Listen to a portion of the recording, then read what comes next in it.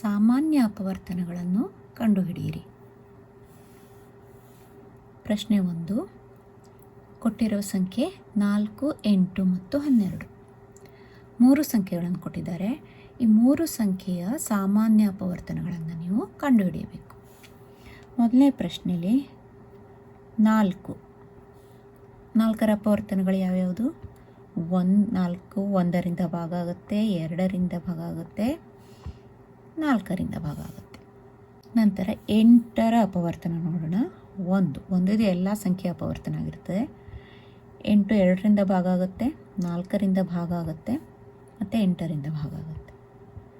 12 1ರಿಂದ 2ರಿಂದ 3ರಿಂದ 3 4 ಅದೇ ರೀತಿ 4 3 4ರಿಂದನೂ ಭಾಗ ಆಗುತ್ತೆ, 6ರಿಂದ ಭಾಗ ಆಗುತ್ತೆ, 12ರಿಂದ ಭಾಗ ಆಗುತ್ತೆ.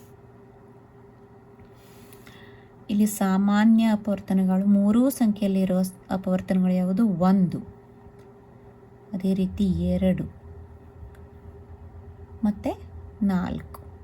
1 2 4 ಇವು 4 8 12 3 ಸಂಖ್ಯೆಯ ಅಪವರ್ತನಗಳಾಗಿವೆ. ಆದ್ದರಿಂದ ಸಾಮಾನ್ಯ 4 8 ಮತ್ತು 12ರ ಸಾಮಾನ್ಯ ಅಪವರ್ತನಗಳು 1 2 ಮತ್ತು 4.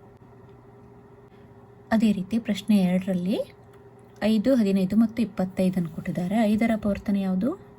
1 ಮತ್ತು 5. 15ರ ಅಪವರ್ತನಗಳು 1 3ರಿಂದ ಭಾಗ ಆಗುತ್ತೆ, 3 5 5ರಿಂದ ಭಾಗ ಆಗುತ್ತೆ, 5 3 ನಂತರ 15ರಿಂದ ಭಾಗ ಆಗುತ್ತೆ. 25ರ ಅಪವರ್ತನ 1 5ರಿಂದ ಭಾಗ ಆಗುತ್ತೆ, 5 5 25 ನೀವು ಒಂದೇ ಸಲ ತಗೊಂಡ್ರೆ ಸಾಕು 5. ನಂತರ 25ರಿಂದ ಭಾಗ ಆಗುತ್ತೆ. 1 ಎಲ್ಲ ಸಂಖ್ಯೆ ಸಾಮಾನ್ಯ ಅಪವರ್ತನ ಆಗಿರುತ್ತೆ.